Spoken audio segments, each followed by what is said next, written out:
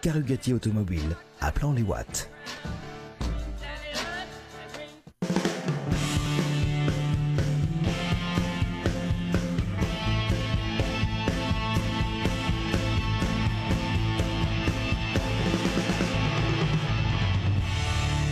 Bonjour à tous et bienvenue dans cette nouvelle émission Génération Champion. Aujourd'hui, eh bien, nous allons parler de sport automobile, tout cela à quelques jours du Salon de l'Auto de Genève.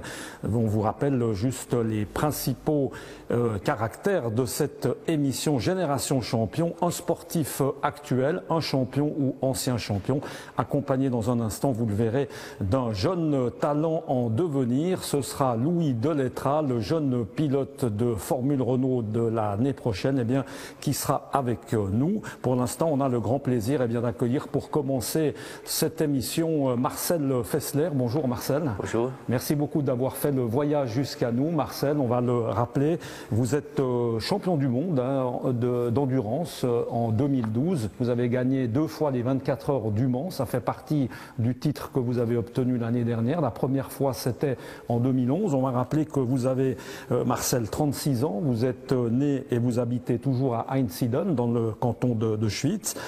On a dit champion du monde avec 3 victoires l'année dernière avec vos coéquipiers dont on parlera tout à l'heure.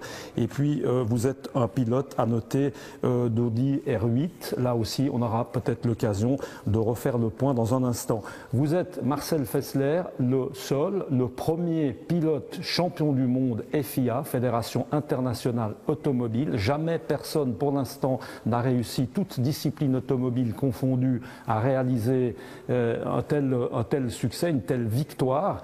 Est-ce que vous êtes, Marcel Fessler, aujourd'hui fier de ce que vous avez accompli? Oui, bien sûr, je suis très fier que j'arrive un jour champion du monde. Je suis, comme vous avez dit, la première ici en Suisse qui arrive à être officiel FIA World Champion. C'est vraiment quelque chose de formidable, mais pour moi, je suis vraiment fier de gagner 2 fois le Mans aussi, parce que gagner le Mans, ça c'est quand même quelque chose de particulier. Unique. Ouais.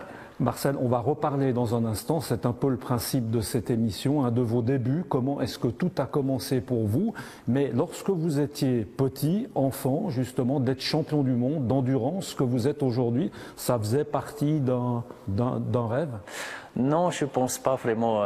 Comme on était jeune, moi j'étais jeune, j'ai voulu être champion du monde en Formule 1, c'est sûr. Mais bon, je ne suis pas arrivé en Formule 1. Et après, je pouvais faire des jolies années au DTM. Et après la DTM, j'ai découvert une nouvelle chose. C'est les 24 heures du Mans et les courses endurance. Et ça ouais, c'est clair. Après, pour moi, c'était déjà le but de gagner les 24 heures du monde et 24 heures du Mans. Et ouais, dans cette époque-là, ça n'existait pas encore le championnat du monde en endurance. C'était la première fois 2012. Marcel, on est évidemment un peu focalisé sur les 24 heures du Mans, d'abord parce que c'est la course phare, c'est la course que l'on suit le plus facilement, même lorsque l'on est un peu néophyte, qu'on ne connaît pas grand-chose finalement à la course automobile. Parlez-nous rapidement de cette saison 2012, parce qu'elle s'est construite évidemment autour des 24 heures du Mans, mais dans votre championnat, évidemment, il y a plusieurs courses. Oui, il y a plusieurs courses. Ça commençait déjà à Spa et juste avant les 12 heures de Sebring qui a compté aussi sur dans le championnat. Malheureusement, à Sebring, on a eu un peu de problèmes techniques, mais après, tout de suite, Silverstone, on était bien. À la 24 heures du Mans, on pouvait gagner. Et ça, c'est de double points pour le championnat en plus. Ça nous aidait de oublier le résultat mauvais à Sebring. Et après, ouais, on a été roulé à Interlagos, après à Bahreïn, Fuji et aussi en Chine. C'est toutes les courses à 6 heures. Marcel, justement, quand on parle endurance, il y a les 24 heures du Mans, mais autrement, le reste des courses, c'est plutôt des courses un peu plus courtes, des courses de 6 heures en général. Oui, c'est que de 6 heures, sauf Sebring, c'est 12 heures. l'endurance, ça se court à 3. L'occasion peut-être de parler de vos deux coéquipiers avec lesquels vous courez maintenant depuis plusieurs années, hein, depuis 3-4 ans, avec lesquels vous avez été donc 2 fois vainqueur des 24 heures du Mans. Puis quand même, pas oublier qu'en 2010, c'est important, hein, vous étiez quand même deuxième de ces mêmes 24 heures du Mans. C'est pas rien. Du coup, on oublie un petit peu cette deuxième place qui était déjà phénoménale, on est d'accord. Peut-être nous présenter vos deux coéquipiers. C'est un Allemand, un Français? Ouais, c'est André Lotterer, lui il est allemand, et il y a Benoît Tréluet, il est français. Et Benoît, je connais depuis, je commençais en campus, ouais, c'est aussi lui qui a commencé là-bas. Et André, je connais comme lui, il était déjà jeune en Formule BM et après en Formule 3. Lui, il était tout le temps avec le même championnat comme le DTM, comme ça je vais suivre un petit peu les deux. Mais après, on se vu plus. Ils sont partis au Japon. Et 2010, on se retrouvait tous les trois chez Audi la première fois. Et comme vous avez dit, c'était super déjà faire une deuxième place au Mans tout de suite dans la première année avec nous trois. Et depuis on est chez Audi, on est resté tout le temps ensemble. On est vraiment un équipage très serré. C'est vraiment un travail d'équipe. On aura peut-être l'occasion également d'en reparler tout à l'heure dans cette émission. Marcel, forcément, vous ne bougez pas de là. Vous restez avec nous. On accueille immédiatement le jeune Louis Delettra, Jean-Denis Delettra, le papa de Louis, et également Eduardo Mortara. Voilà, nous a rejoint le jeune Louis Delettra. Louis Delettra, un jeune voix de 15 ans, futur pilote en Formule Renault 2 pour cette saison, donc 2013. Et puis un ancien pilote BMW de la Talent Cup qui est avec nous. Bonjour Louis. Bonjour. Merci beaucoup d'être avec nous. À tes côtés, ton papa, tout simplement Jean-Denis Delettra. Jean-Denis, eh bien qu'on connaît bien, c'est un pilote, lui aussi, un pilote d'endurance sur Audi. On a eu l'occasion de vous voir régulièrement, du reste Jean-Denis sur cette antenne, et puis à vos côtés également un pilote professionnel, il est genevois lui aussi, Eduardo Mortara, genevois de 26 ans, pilote en DTM. Eduardo est également en GT. Messieurs, avant peut-être de commencer, votre réaction sur Marcel Fessler, on l'a dit tout à l'heure, champion du monde dans sa catégorie en endurance. Réaction peut-être Louis d'être assis à côté d'un champion du monde? Ça me fait très plaisir et je suis très content. Parce que je regarde tout le temps les courses, ces courses, les 24 heures du Mans, le championnat. Est-ce que tu connaissais Marcel avant aujourd'hui? Est-ce que tu avais déjà eu l'occasion de le rencontrer, Marcel? Oui, parce que mon papa le connaît bien. Donc du coup, il est déjà venu à la maison souvent, donc je le connaissais. C'est pas un inconnu, Marcel, donc chez les Delettra. On a couru ensemble avec Marcel surtout. On a partagé la même voiture et lui, il venait sur les courses déjà à l'époque. Jean-Denis, ce titre, vous le pressentiez, vous justement, comme pilote, comme ami de longue date de Marcel, vous pensiez que Marcel était capable de réaliser ce qu'il a fait? Bon, capable, on le savait tous depuis longtemps. Le problème, il fallait réunir tout ensemble. Et dès l'instant où il a signé comme pilote officiel Audi, on s'est dit que c'était enfin le moment pour lui de se réaliser. Et c'est ce qu'il a fait. Il n'a pas laissé passer l'occasion. C'est tout à son honneur. Eduardo, vous êtes jeune pilote, hein, 26 ans, on l'a dit, 10 ans de moins que Marcel. Marcel reste un exemple. Vous courez chez Audi, la même catégorie. Votre rêve, c'est de pouvoir peut-être une fois être assis dans le même baquet que Marcel. Et pourquoi pas aux 24 heures du Mans? Ce serait sympa, ça. On a l'habitude de se côtoyer parce qu'on travaille pour le même constructeur Audi. Et donc lui, il est impliqué dans le programme WEC, donc les sports prototypes avec Le Mans par exemple et le championnat du monde. Et pour ma part, par contre, c'est le DTM. Et je trouve que c'est fantastique les résultats qu'il a pu accomplir, surtout ces 2 dernières années. Être le premier Suisse à gagner le Mans, le faire 2 fois, être champion du monde l'année dernière, je trouve que c'est quelque chose de fantastique. Et en plus, c'est quelqu'un que j'aime particulièrement, qui est humble, qui est gentil et qui le mérite d'autant plus. C'est un beau compliment, ça, Marcel, non? Venant d'un coéquipier, peut-être d'un futur adversaire, c'est bien, c'est sympa, ça fait plaisir. Ouais, c'est sûr, ça fait toujours plaisir d'avoir des mots très gentils comme... Il faut montrer la voie, il faut être la locomotive, c'est ce que vous avez été. Si vous êtes d'accord, messieurs, chacun votre tour, c'est intéressant, on va parler peut-être de vos débuts. Parce qu'évidemment, dans toute finalité, il y a les débuts. Marcel, racontez-nous un peu vos débuts. Ça a commencé comme en kart, un peu comme tout le monde? Ouais, j'ai commencé en kart comme j'étais 7 ans. J'étais la première fois dans une go-kart. Avec 9, j'ai commencé à faire des courses. Oui, et après j'ai fait des années avec du kart, mais plutôt dans le championnat suisse qu'ailleurs. Et après, j'ai changé. Et ça, je trouve, c'est le plus gros, comment on peut dire, pied que j'ai fait. C'était changer dans le sport automobile avec des Formule Campus en France. J'étais parti dans la filière ELF. Et ça, c'était pour moi la première fois vraiment, on peut dire, je commence à faire du sport automobile avec une vraie voiture. Vous êtes parti, on pourra peut-être en parler tout à l'heure si on a le temps, vous êtes parti plusieurs années au Mans justement pour apprendre finalement votre métier justement dans cette filière ELF, hein, Marcel. Oui, ça fait 4 ans j'étais parti avec la filière ELF dans le campus, c'était la première fois campus. Et après j'ai fait la Formule Renault 2 litres en France, j'ai changé dans la Formule 3. Mais après, j'ai changé en Formule 3 en Allemagne et j'ai quitté la filière ELF. Louis, les débuts c'est toujours amusant parce qu'à noter que tu as 15 ans. Alors moi, je me dis simplement, Louis, finalement, il aura le droit de conduire sur la route pas avant 3 ans parce que le permis, c'est plutôt à 18 ans. C'est toujours assez amusant, je trouve, de parler de... C'est un peu un paradoxe avec un jeune pilote qui officiellement n'aurait pas le droit de, j'allais dire, de sévir sur la route. Comment est-ce que tout a commencé ?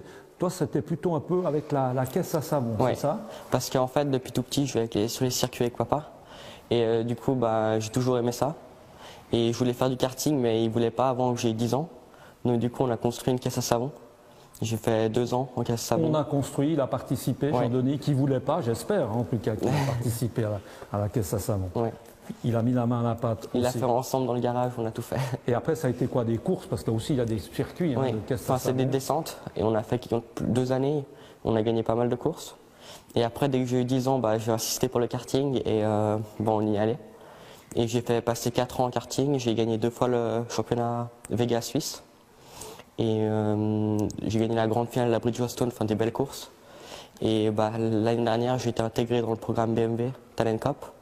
Et c'est bien passé et du coup, on va en Formule Renault. Il y a le saut cette année, on aura l'occasion d'en reparler tout à l'heure. Jean-Denis, pour vous, alors on a compris comment est-ce que vous aviez fait démarrer votre fils. Pas sympa d'avoir voulu lui faire d'abord de la caisse à savon. C'était une bonne expérience aussi pour lui et pour nous de partager ça, de construire cette voiture. Et je trouvais que c'est un peu moins dangereux. Quoique ces caisses à savon vont à 100 km/h, pour finir, c'était tout aussi dangereux. Mais il a fini une fois sur le toit d'ailleurs. Et vous, comment est-ce que tout a démarré? Moi, à l'époque, on commençait beaucoup plus tard, en fait. Parce que justement, tant qu'on n'avait pas le permis de conduire, c'était impossible de faire quoi que ce soit. Ce qui paraît un peu normal, à quelque part. Hein. Et j'ai jamais fait de karting non plus. Donc, j'ai commencé, après le permis de conduire, avec les écoles de pilotage qui n'existent plus maintenant. Il y avait les écoles ELF, les écoles Avia, c'était les pétroliers. J'ai commencé ça avec Alain Monu à l'époque. Donc, nous, on a commencé à 18-19 ans les écoles de pilotage. Puis ensuite, Formule Ford à presque 20 ans. Donc, il y a un décalage terrible par rapport à ce qui se fait aujourd'hui. On commençait beaucoup plus tard. Eduardo, vous rêviez de devenir champion du monde de karting, c'est ça? Un peu. Après, je veux dire champion du monde de karting parce que c'était, on va dire, l'objectif le plus accessible à ce moment-là. Mais j'ai eu un parcours assez classique, on va dire. J'ai commencé par le karting. Donc je suis passé par toutes les catégories, junior, Formula, toutes ces catégories-là. Puis après un peu comme tout le monde, je pense aussi les formules. La Formule Renault qu'il va faire justement, Formule 3 après, GP2, toucher du doigt la Formule 1 aussi et maintenant DTM. Si on parle un petit peu peut-être du travail, Marcel, vous avez bifurqué dans la carrière professionnelle, vous aviez un travail que vous n'avez pas exercé trop longtemps, vous avez fait un apprentissage de décorateur d'intérieur, c'est ça? Oui. Vous avez eu l'occasion de pratiquer comme décorateur ou très vite vous êtes parti dans la voiture? Oui, j'ai fait la voiture, je fais tout le temps à côté, ouais, on peut dire les week-ends.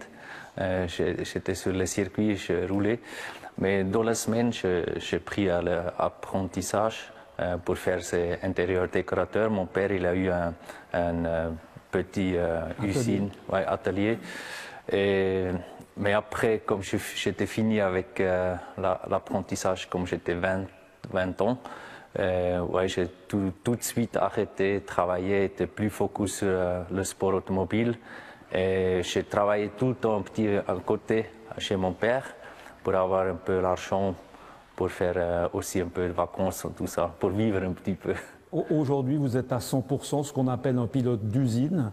Ça veut dire que concrètement, vous êtes employé à l'année par Audi pour les courses. Mais il n'y a pas que les courses, hein. Il y a aussi un travail de représentativité, du sponsoring. Racontez-moi un petit peu ce que fait finalement un pilote professionnel, champion du monde de surcroît. Oui, d'abord, il y a beaucoup d'essais avec la voiture endurance, avec les LMP1, parce que la nouvelle voiture doit être aussi prête maintenant pour l'année 2013 maintenant. Ça veut dire on travaille tout le temps sur la voiture, on fait des essais, essais endurance. Comme ça, on est quelquefois 5 jours sur un circuit. Après, à la maison, tu fais les entraînements physiques pour être prêt aussi pour la course. Et il y a les journées de marketing, les journées de presse qui est aussi très important, représente Audi ailleurs. Et il y a un travail ensemble avec les sponsors, tout ça. C'est vraiment un full-time job. Depuis que vous êtes champion du monde, vous avez senti la différence par rapport à l'année d'avant? Beaucoup plus d'intérêt sur vous, justement, tout ce qui est médias, tout ce qui est sponsoring, ça a été plus lourd à gérer pour vous? Non, pas plus lourd, mais je vois que c'est plus des journées de marketing, de presse qui sont venues, ont tombé sur nous trois, on peut dire. C'est pas moi qui étais tout seul dans la voiture, c'est sur nous trois. Mais c'est aussi une belle expérience parce que on pouvait aller, par exemple, à Kitzbühel, on est invité par Audi, parce qu'Audi était sponsor officiel de la ski de Kitzbühel. Et c'était vraiment fantastique aussi là-bas représenter Audi et parler avec des grands skieurs comme Didier Kusch, Didier Defaco. C'était vraiment sympa aussi d'être là et représenter l'usine. Ça change un tout petit peu de son quotidien et de parler toujours en fait automobile. Louis, arrivé à manager, on aime bien dans cette émission pour ce qui est des jeunes de parler un petit peu de l'école et comment est-ce que ça se passe, comment est-ce qu'on gère un peu son emploi du temps lorsqu'on démarre à fond dans le milieu automobile? Avec l'école, on s'est arrangé, on a eu un programme un peu sport-études. Une école privée, hein, oui. C'est ça. Et ce qui fait que je peux partir, ils me laissent partir, mais en retour, quand je rentre, je dois travailler plus. On a les études surveillées, je dois rattraper tous mes tests que j'ai ratés et les profs m'aident pour rattraper mes cours. Et on doit envoyer les dates où je vais être absent pour qu'ils puissent tout prévoir pour moi. Et ils sont vraiment très bien pour ça et ils m'aident vraiment beaucoup. Et l'école, ça se passe bien? Tu en fais une priorité pour toi de réussir à l'école aussi? On ne sait jamais, oui, d'avoir un petit... c'est important? Oui, vraiment. Parce que finalement, il n'y a pas beaucoup de gens qui peuvent vivre du sport automobile et il faut toujours avoir un plan B si ça ne marche pas. Donc, il faut travailler à l'école. Jean-Denis, vous avez fait quel parcours? Tout de suite, aussi rapidement, vous avez une activité à côté. Hein. Vous étiez toujours, on peut dire, un amateur éclairé, c'est ça? Moi, j'ai jamais arrêté de travailler en fait. J'ai été indépendant assez rapidement et j'ai toujours fait le sport automobile et ma société en parallèle, tout le temps. Mais c'est vraiment une époque différente de tout ce qu'ils vivent. C'était quand même, il y avait très peu de pilotes professionnels avant. Votre vue par rapport justement à Louis, hein, je crois savoir que vous tenez spécialement à ce que Louis termine, si possible, brillamment ses études. Ça, c'est un petit peu la contrepartie de le laisser faire son sport. C'est un deal qu'on a fait. Je lui ai dit, bon, c'est une passion, c'est une chose, mais l'école reste prioritaire. Et si les notes passent en dessous de la moyenne, la voiture ne sort pas du garage. Donc il sait ce qu'il doit faire. Et pour l'instant, il relève les 2 challenges, c'est pas mal. Eduardo, vous aviez un papa aussi dur que Jean-Denis ou un peu de souplesse? Ça s'est passé comment, vous, votre carrière d'études? Vous avez mené à bien des études, peut-être même toujours dedans, des études universitaires, hein, c'est ça? C'est plus ou moins la même philosophie que Jean-Denis, que le papa de Louis. Hein. J'ai ma mère et mon père qui m'ont toujours poussé à faire des études et pour eux, c'était vraiment la priorité. Quand ça ne fonctionnait pas à l'école, pour moi, les courses...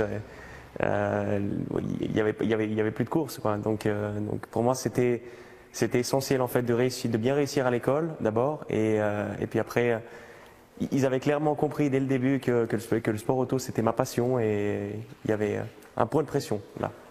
Marcel, on est obligé dans votre sport de parler un petit peu vous l'avez dit tout à l'heure, un peu d'entraînement. On a compris un peu votre emploi du temps. Mais lorsque justement vous étiez plus jeune, hein, moins connu, Comment est-ce que vous arriviez finalement à pratiquer votre sport, sachant que, inutile de le préciser, nous n'avons toujours pas de circuit en Suisse et là les conditions restent difficiles. Vous alliez où? Ça voulait dire quelle démarche pour pratiquer votre sport? Ouais, comment ça? Ouais, c'était pour moi la seule possibilité d'aller ouais, dans l'étranger. À ma part, c'était la France. Et comme j'ai commencé à faire l'école pilotage chez Winfield au Castellet, j'ai commencé à rouler la première fois là-bas. Et après, c'était tout le temps les essais avec la filière, c'était à Aumont ou sur un circuit en France. Et comme ça, c'était jamais possible de faire les entraînements avec les voitures en Suisse. Ça, ouais, parce que ça manque un circuit chez nous, c'est clair. Mais ouais, c'est arrivé. À la fin, c'était normal de prendre des grands voyages sur quelqu'un, sur moi pour pour aller. C'est le sport qui veut ça. On s'habitue à finalement se déplacer, aller un tout petit peu loin pour pratiquer son sport. Louis, comment est-ce que tu t'entraînes? On a parlé de l'école, l'entraînement justement, c'est un sport. On l'a dit, on ne peut pas se dire tiens aujourd'hui après l'école je vais aller rouler. Enfin surtout quand en plus on n'a pas de permis, on peut le rappeler. Comment est-ce que tu fais? Comment ça se passe? Avec BMW, on a eu un programme de sport avec un coach qui nous a donné, c'était 4 jours par semaine, en tout cas 1 heure, voire plus. Et on essaie de le tenir au maximum. Et puis le week-end dernier, j'étais avec Marcel à Exidon et on a fait 3 jours un camp de fitness, enfin de training. Et c'était vraiment bien. Donc on essaie vraiment pendant l'hiver de se préparer le plus possible. Ça manque justement de ne pas pouvoir faire son sport finalement à l'année. Il y a des fois tu te dis, tiens, j'aimerais mieux faire du tennis ou du judo parce que là au moins je pourrais en faire tous les jours en sortant de l'école. Quand on aime ça, on n'est pas un peu sevré, on n'est pas un petit peu frustré comme ça? Un peu, parce que quand on voit qu'il y a des pistes et puis qu'on ne peut pas rouler parce qu'il y a de la neige, c'est un peu, on a envie d'y aller mais on ne peut pas. Mais bon, ça fait partie du... Ça fait partie enfin, j'allais pas se dire du folklore, on le sait au début. Il y a aussi une chose qu'ils utilisent qu'on n'utilisait pas avant, c'est qu'ils ont des simulateurs de conduite maintenant. Ça c'est bien. Donc ça. C'est pas du tout, enfin c'est pas tout à fait la même chose, mais ça permet quand même l'hiver d'apprendre des pistes, de se concentrer, de rouler, de faire des essais. Donc il roule et il a un ami qui a un simulateur et il roule régulièrement dessus. Eduardo, en termes d'entraînement, alors on a vu ce qu'était l'entraînement, un petit peu le planning d'un champion du monde, d'un pilote officiel. Vous l'êtes aussi, peut-être pour l'instant à un niveau, allez, qu'on va dire légèrement en dessous. Comment se passent vos journées, vos entraînements justement? Comment est-ce que vous gérez le tout? Je dirais, je pense pas que ça diffère vraiment de ce que fait Marcel. Je pense qu'on doit être constamment prêt en fait physiquement pour les courses automobiles, que ce soit dans son championnat à lui que dans mon championnat à moi. Et donc il faut constamment s'entraîner physiquement pour être prêt.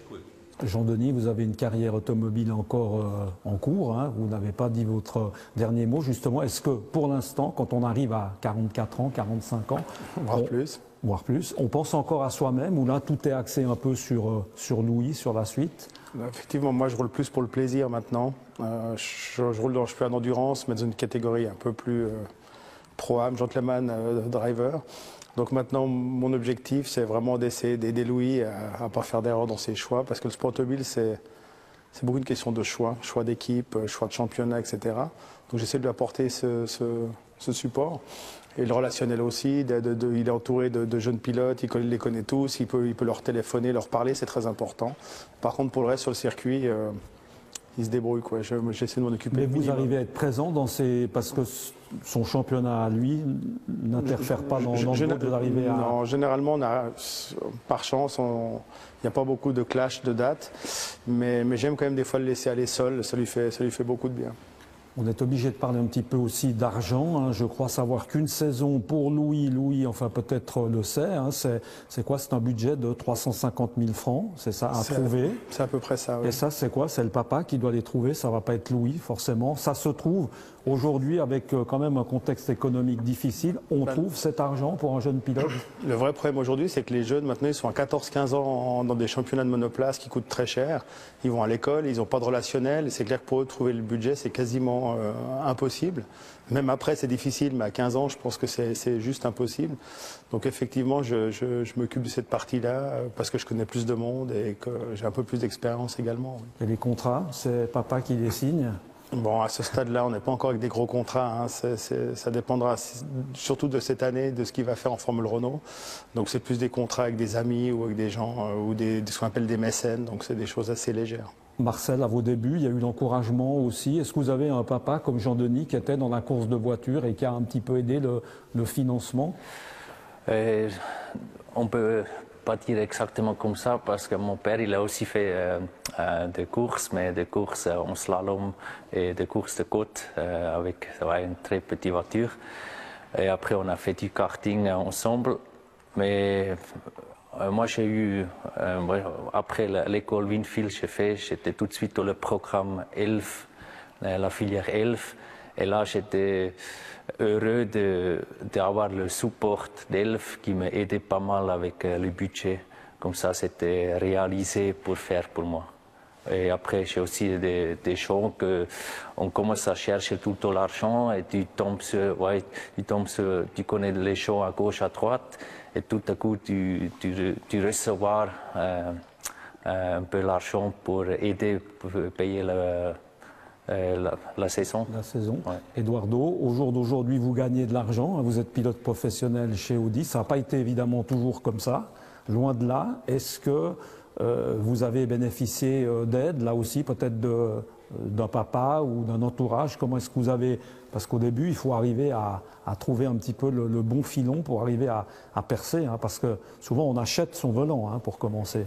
Alors, pour l'instant, je dirais que je ne gagne pas forcément de l'argent avec ce que je fais. Je suis obligé de repayer un peu mes dettes envers mes investisseurs qui m'ont beaucoup aidé au début. Et j'ai eu des mécènes qui m'ont aidé, notamment en Formule Renault. Puis après, j'ai eu la chance de rentrer un peu dans le programme Volkswagen avec des résultats en Formule 3. Et ça m'a permis en fait de continuer par la suite en DTM avec Audi. Donc, j'ai eu la chance de trouver les bonnes personnes au bon moment, je dirais. Rapidement, on va terminer cette première partie. On l'a dit tout à l'heure en tout début d'émission, enfin Marcel l'a relevé. Il avait peut-être l'intention, quand il était jeune, enfant, d'arriver à être un champion de Formule 1. C'est vrai que ça reste un peu un rêve pour tout le monde. Jean-Denis, vous l'avez partiellement réalisé, on va dire, ce rêve de la Formule 1, puisque vous avez disputé plutôt 3 Grands Prix en son temps, avec quelques difficultés, on va dire. Ça n'a pas été forcément une partie de plaisir à chaque Grand Prix. Vous, comment est-ce qu'on explique finalement ce rêve de la Formule 1 pour vous tous? Qu'est-ce qui fait que c'est la notoriété, c'est l'argent, c'est la voiture, la vitesse, la reconnaissance? Qu'est-ce qui fait? La Formule 1, c'est le sport le plus médiatisé. Donc quand vous êtes petit à la télévision, il n'y a que la Formule 1, vous ne voyez rien d'autre. Donc tout le monde a envie de faire ce qu'on voit en fait à la télévision, ce qui est le plus médiatisé. Mais avec le recul, j'aurais préféré faire une carrière comme ils ont fait eux, d'être avec un grand constructeur, dans quelque chose sur le long terme, que de faire de la Formule 1 où je l'ai fait avec une très mauvaise équipe, dans des très mauvaises conditions. Mais c'est pas forcément un bon souvenir. Si, parce qu'à l'époque c'était ça ou rien. De toute façon, il n'y avait pas de gros sponsors en Suisse, il n'y avait pas de soutien. Donc j'ai eu la chance d'aller en guillemets au bout de mon rêve. Ça m'a permis de rencontrer beaucoup de monde, ça m'a aidé à trouver beaucoup de sponsors pour faire du GT après. Parce que dès que vous faites de la F1, vous êtes très médiatisé, donc ça m'a aidé énormément. Mais sportivement parlant, c'était une mauvaise expérience, effectivement. Eduardo, la F1, quel regard? Ça reste quand même un but? Je dirais que c'est pas forcément un but, c'est quelque chose, pour être honnête, qui est quand même assez inaccessible, surtout en ce moment avec le contexte un peu particulier, économique, politique. Et donc, j'ai eu la chance de pouvoir faire un test avec Lotus l'année dernière. Je suis très content de ma situation avec Audi. Donc et vous n'étiez pas ridicule du tout, je crois savoir, en plus, dans ce test. J'ai quand même fait 2-3 résultats, je pense, dans ma carrière. Donc le test aussi, c'est assez bien passé. Mais Eduardo, de savoir qu'on a la possibilité, parce que le talent, je crois qu'il est là aussi, mais quand il y a justement cette notion un petit peu d'argent ou de piston, etc., c'est pas un peu agaçant ça? ça l'est vraiment pas du tout. Je suis très satisfait, très content de ma situation chez Audi. J'ai une situation en or, je suis pilote professionnel, j'ai la chance de faire ce que je veux faire dans la vie. Et en plus, je pense avec une perspective assez bonne pour l'avenir. Donc honnêtement, non, je ne suis pas très agacé d'avoir manqué la Formule 1. Louis, c'est un rêve. À 15 ans, on doit avoir forcément... Tu suis tous les grands prix. Quel regard aujourd'hui sur la Formule 1? Tu as des posters, des pilotes dans ta chambre? Non, pas vraiment, mais je suis vraiment tout. Et bah, j'aimerais y aller, mais c'est compliqué. Mais j'aimerais vraiment y aller, c'est un peu c'est un rêve. Tu es sur le bon chemin, hein, parce que chez Renault, c'est de là un peu où sortent tous les grands pilotes. Oui, il y en a eu beaucoup en Formule Renault qui sont... Il y a eu Kubica, Vettel, enfin tous les grands, Hamilton, qui sont tous sortis de la Formule Renault, donc c'est un beau championnat. En tout cas, on te le souhaite. Merci beaucoup Eduardo Mortara d'avoir été avec nous. Bonne chance pour la suite de la saison qui reprend très bientôt. Merci beaucoup également à Jean-Denis Delettra. Marcel Fessler, vous restez forcément avec nous. Louis Delettra également. On se retrouve quant à nous dans un instant.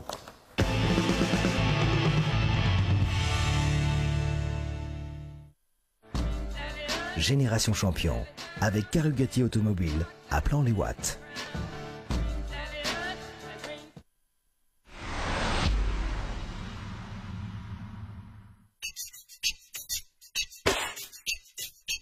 Retrouvez-nous dans Horse Mag, le magazine consacré à la plus noble et la plus belle conquête de l'homme. Ce mois-ci, nous parlerons de reining, la discipline western reconnue par la Fédération équestre internationale. Nous serons ici même à Lambin, à quelques kilomètres de Grenoble, au CM Quarter Horse, pour parler, vous le verrez, de cette discipline originale et spectaculaire.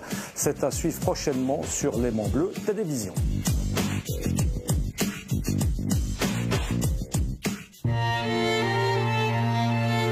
Horse Mag, avec BSI, banquier suisse depuis 1873.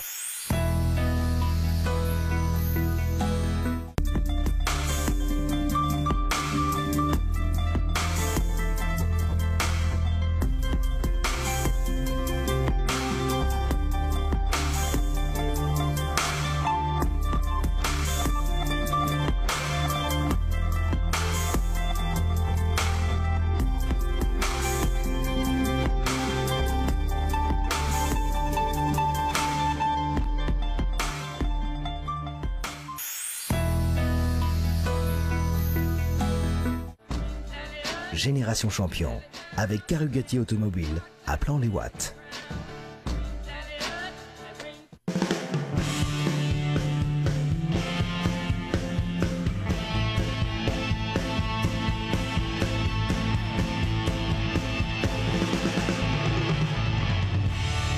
Voilà, deuxième partie de cette émission Génération Champion. On vous le rappelle, on parle aujourd'hui de sport automobile et toujours avec nous Marcel Fessler, le champion du monde d'endurance 2012, et puis à ses côtés, toujours le jeune Louis Delettra. Nous a rejoint sur le plateau Jean-Jacques Thuner. Bonjour Jean-Jacques Thuner. Bonjour. Merci d'être avec nous. On va le rappeler, vous êtes ancien pilote d'usine chez Triumph, participant aux 24 heures du Mans et au rallye de Monte-Carlo. C'était plus ou moins dans les années 50-60. On va en reparler dans un instant. Et puis à vos côtés, une véritable encyclopédie vivante du sport automobile, Gérard Valla, qu'on a déjà eu l'occasion d'avoir souvent sur cette antenne. Peut-être rappeler, Gérard, que vous êtes assureur de métier et que par passion, vous êtes également journaliste, fameux du reste dans la revue automobile et également dans Autosport, un journal que l'on lit régulièrement ici à Genève. Et puis à votre actif également plusieurs livres sur les 24 heures du Mans dans lesquels les Suisses ont été brillants, à commencer, on le rappelle, par Marcel Fessler, 2 fois vainqueur de cette discipline. Alors avec vous, messieurs, on va essayer de se replonger un petit peu dans l'historique de ce sport automobile. Jean-Jacques Thuner, on a dit, vous avez été pilote aussi professionnel. On a presque envie de dire à même titre, peut-être pas tout à fait avec les mêmes contraintes, et on va dire les mêmes salaires à l'époque. Racontez-nous un petit peu ce que voulait dire dans les années 50-60, justement, d'être pilote officiel chez Triumph. C'était assez fantastique. Si vous voulez, le sport automobile a beaucoup changé, c'est clair. Les pilotes de mon époque était pluridisciplinaire, c'est-à-dire qu'on faisait de la course de côte, du rallye, du circuit, des courses d'endurance.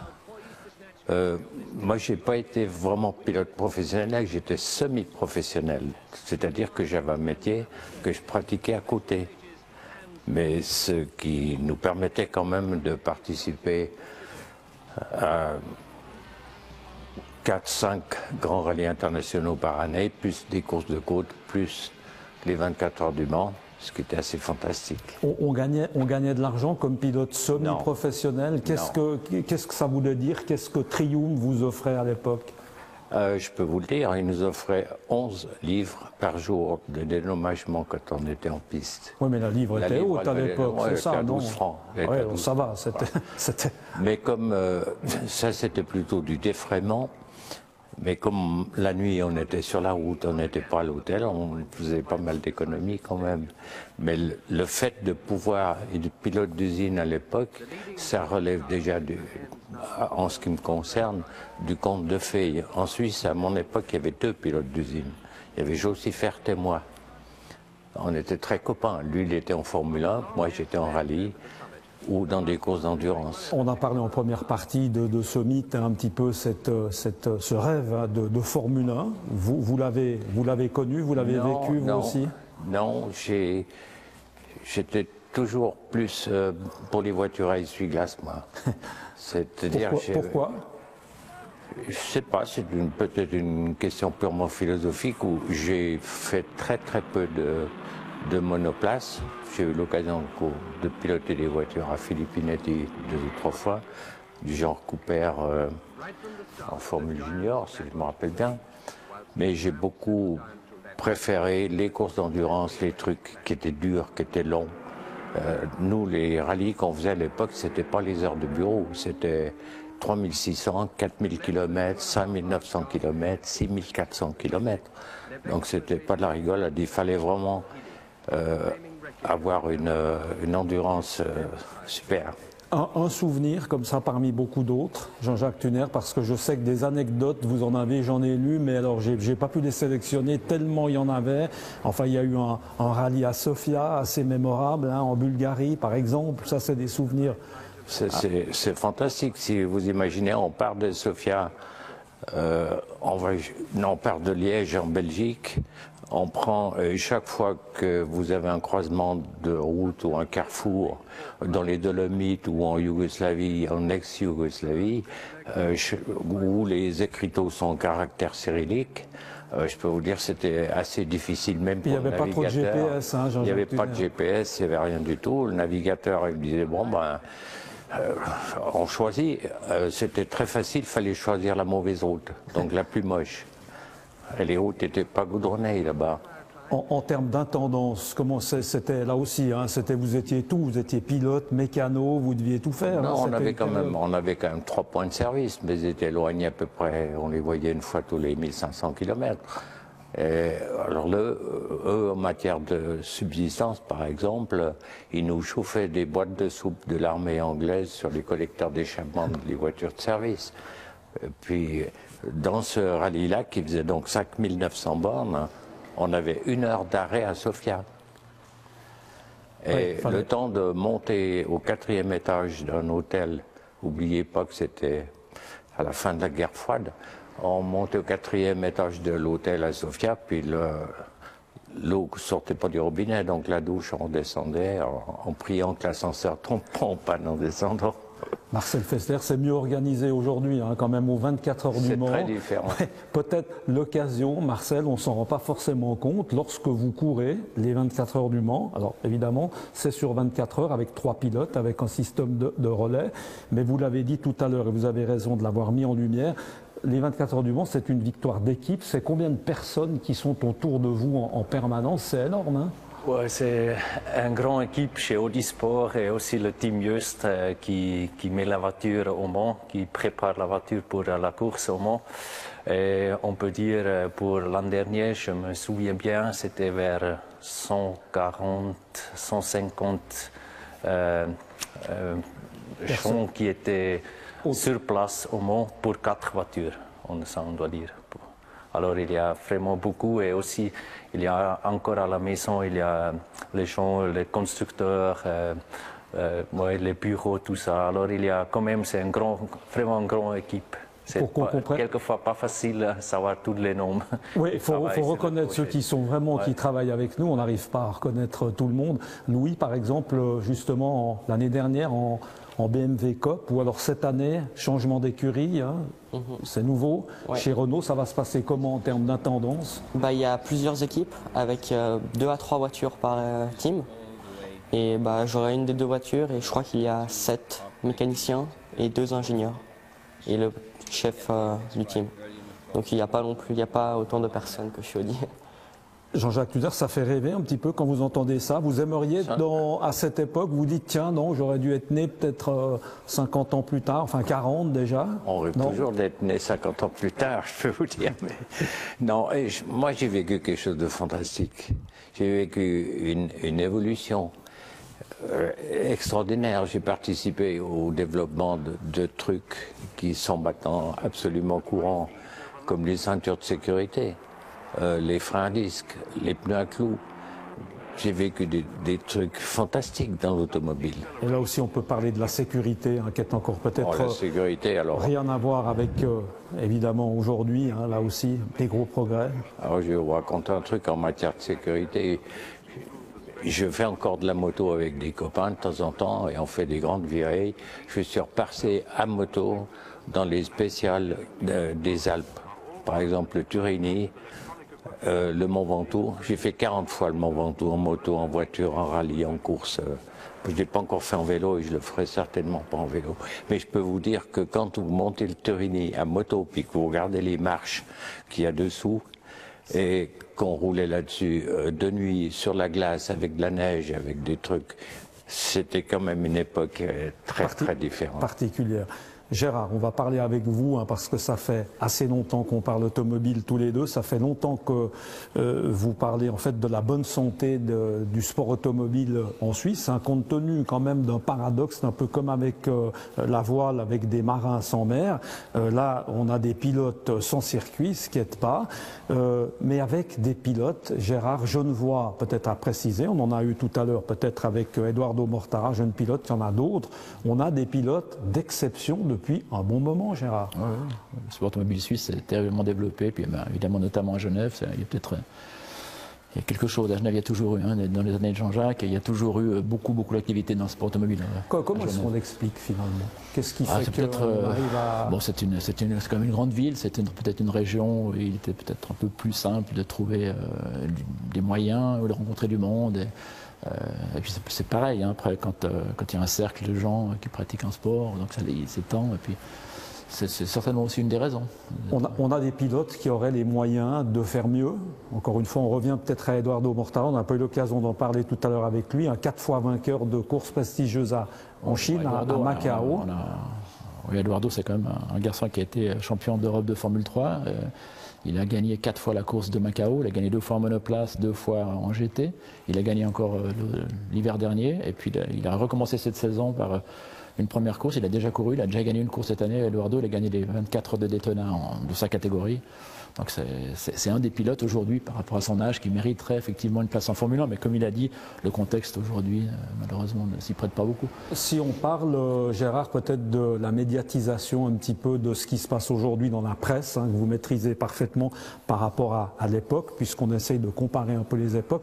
Aujourd'hui, on en est où par rapport à la presse? Est-ce que vous pensez qu'on en fait, enfin on n'en fait jamais assez pour le sport qu'on aime, mais est-ce que vous pensez que les médias remplissent parfaitement leur rôle? Si on prend l'exemple, par exemple, d'un Marcel Fester qui a été champion du monde, j'ose en tout cas me permettre de dire qu'on en a relativement peu parlé par rapport à beaucoup d'autres choses. C'est votre avis? Ah non, c'est mon avis. Alors moi je dirais que les médias ne remplissent absolument pas leur rôle. Alors maintenant, depuis un certain temps, depuis quelques années, malheureusement le sport automobile est totalement négligé, et peut-être spécialement dans ce pays.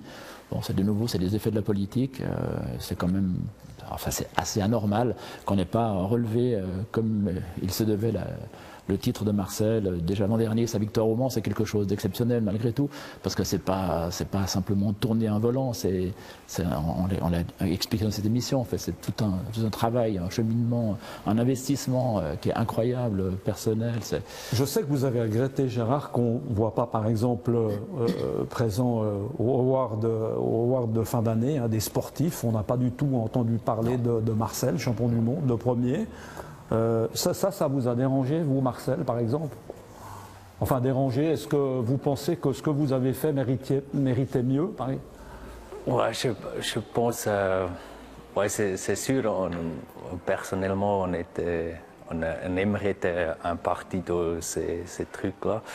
Mais par contre, je dois dire aussi, je ne suis pas moins fier que j'ai fait, même si je n'étais pas là, parce que je pense à la fin, pour moi, c'est important aussi que j'arrive à faire comment on peut dire, mes goals, mon but. Et pour gagner le Mans et être champion du monde, ça c'est quelque chose déjà pour moi, ça me compte beaucoup. Je ne peux pas vraiment être là-bas. Mais on doit aussi dire maintenant, peut-être avec ça, maintenant on commence à monter un peu l'attention de le sport automobile à côté de la Formule 1. Parce que c'est vrai, dans l'époque, c'était longtemps depuis, on n'a pas eu de grands succès dans le sport en Suisse, sport automobile en Suisse, qu'à côté de la Formule 1, et maintenant ça réveille peut-être un peu les gens. Louis, toi tu essayes déjà, on te suit régulièrement sur les réseaux sociaux, tu fais un petit peu ta propre, j'allais dire ta propre cuisine, tu as compris déjà qu'il fallait essayer d'éveiller un peu l'intérêt des gens. Tu le fais toi-même? Oui, c'est moi qui fais tout. Bah justement, en fait, le but de l'école BMW, c'était aussi de nous apprendre tout ce qui se passe sur les médias et comment gérer tout ça. Et depuis que j'ai fait l'école avec BMW, bah, c'est moi qui j'ai créé ma page sur Facebook. Et bah, c'est moi qui fais tout. Enfin, après, j'ai un peu d'aide pour la grammaire en anglais et tout ça, mais c'est moi qui fais tout à la base. Et voilà, on m'a vraiment appris que c'était important et j'essaie au maximum de pouvoir d'apparaître dans les médias et avec Gérard. Et on essaie de faire des choses ensemble. On a beaucoup parlé dans cette émission, et pour cause, avec un gagnant de 2 fois de ces 24 heures du Mans. Les 24 heures du Mans, Jean-Jacques Thuner, vous avez eu l'occasion de les disputer combien de fois? Je les ai fait une fois comme pilote de réserve et une fois comme pilote officiel, si vous voulez. C'est quelque chose de très marquant dans tout ce que vous avez fait, c'est quelque chose de spécial? C'est très spécial. Je peux vous expliquer un petit peu ce qui s'est passé. Très rapidement. On avait des très bons résultats en rallye à l'époque. Il y avait une équipe rallye avec 4 voitures et il y avait une équipe course avec 4 voitures chez Triumph. Et pour les 24 heures du Mans, ils engageaient chaque fois ce qu'ils appelaient des top racing drivers. Des David Hobbs, enfin des Peter Bolden, des types qui avaient un palmarès déjà pas mal. Et Simo Lampinen, un de mes concurrents rallye de l'équipe, et moi-même, on était titularisés pour prendre la 4e voiture. Et nous, les rallymen, je peux vous dire que question endurance, on n'avait rien à craindre des top racing drivers, ça c'est certain. Et on s'était juré, Simo et moi, de taper les top racing drivers. Et on a accompli cette mission. Je peux vous dire, ça nous a fait plaisir. C'est un beau souvenir. Gérard Valla, vous qui avez suivi à maintes reprises les 24 heures du Mans, on l'a dit, plusieurs ouvrages. Comment est-ce que vous expliquez, vous, comme spectateurs, journalistes, le succès de cette course mythique? Oh, ben on l'a dit, elle est mythique. Cette année, ce sera la 90e, ça fait 90e édition cette année. C'est une course qui a toujours fait rêver parce que c'est une aventure. Cette course, elle dure une semaine. Elle commence, Marcel en parlera évidemment beaucoup mieux là-dedans, mais elle commence le lundi jusqu'à dimanche à la fin de la course. Ça monte en puissance, c'est vraiment quelque chose de très important. Et puis ça se joue sur ces 24 heures. Tout peut s'arrêter en 5 minutes. Il y a une foule énorme. Et puis ça a toujours été un terrain pour les constructeurs. Les constructeurs ont toujours voulu se mettre en valeur par cette course. Encore aujourd'hui, c'est quand même quelque chose qui attire les constructeurs. Et il y a une énorme émulation autour de cette course. Louis, les 24 heures du Mans, toi, comme ça, comme jeune pilote, avec un papa qui les a vécues, donc tu as dû en entendre parler. Qu'est-ce que ça représente pour toi? Pour moi, c'est une course incroyable que j'ai envie de faire au moins une fois dans ma vie. Et j'ai bien envie une fois de la faire avec mon papa, justement. Ça serait sympa. Et je la regarde chaque année. Si je peux aller sur le circuit, j'y vais. Tu l'as vu déjà en vrai? L'année dernière, j'y étais j'y suis allé 3 fois, je pense. Ouais, 3 fois. Et ouais, c'est ça. C'est quelque chose d'important. Ouais, j'ai vraiment envie de la faire et pour moi, c'est vraiment une course mythique. En tout cas, c'est tout ce que l'on te souhaite, avec en tout cas beaucoup de succès déjà pour l'année prochaine, enfin pour cette année en Formule Renault. Merci d'avoir été avec nous, Louis. Bonne chance pour la suite. Gérard Vallat, merci également d'avoir été quelques instants avec nous. Jean-Jacques Thuner, merci de nous avoir fait partager de quelques, évidemment, bonnes histoires de l'époque. On se retrouve dans un instant, toujours en compagnie de Marcel Fessler, pour la fin de cette émission Génération Champion. Dernière partie de cette émission Génération Champion, on vous le rappelle, consacrée au sport automobile. Avec nous toujours Marcel Fessler, le champion du monde d'endurance 2012, 2 fois vainqueur des 24 heures du Mans. Marcel, on arrive au terme de cette émission. On est toujours plus ou moins en début d'année. Qu'est-ce que vous vous souhaitez pour 2013? Quels vont être vos objectifs, Marcel? Oui, je souhaite la succès comme on a dit les dernières 2 années, c'est sûr. J'aimerais bien faire gagner le Mans au nouveau, ça c'est sûr, et aussi essayer de gagner le championnat du monde au nouveau. Mais il y a maintenant aussi une course qui est hors championnat, c'est le 12 heures de Sebring. Ça va être la dernière fois la possibilité à rouler dans ces courses-là avec une LMP1. À partir de 2014, il y a un nouveau règlement et il n'y a plus les LMP1. Ça veut dire que c'est la dernière possibilité de gagner les 12 heures de Sebring avec un LMP1. Et ça va être notre grand but aussi tout de suite début d'année. Marcel, est-ce qu'il y a une préparation spéciale pour ces 24 heures du Mans? Non, j'ai maintenant l'expérience depuis des années et aussi l'équipe. Ça va être la même préparation qu'on va faire. On va faire pas mal d'essais avec la voiture, essais endurance. Et aussi moi, je vais me préparer bien physiquement à la maison pour être prêt moi-même dans le cœur, dans la tête pour cette course-là. En termes de voiture, on en a peu parlé, la technologie, la technique qui est parfois compliquée. Ça va être la même voiture que l'année dernière? Oui, ça va être la même. Ça va être le R18 e-tron Quattro avec l'hybride. Ça va être la même voiture qu'on va rouler, mais développée un peu plus que celle de l'année avant. Ça veut dire on essaye d'avoir une voiture encore plus vite que l'an dernier. Merci beaucoup en tout cas Marcel Fessler, bonne chance à vous pour ces 24 heures du Mans, pour la saison. Merci aussi d'avoir fait le déplacement et puis bravo pour votre français, d'avoir tenu le coup pendant 52 minutes en français, c'est une belle performance également.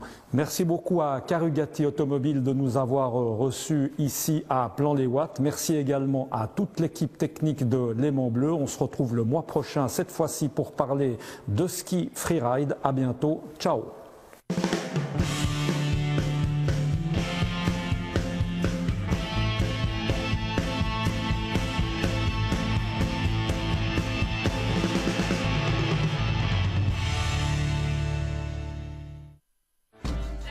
Génération Champion avec Carugati Automobile.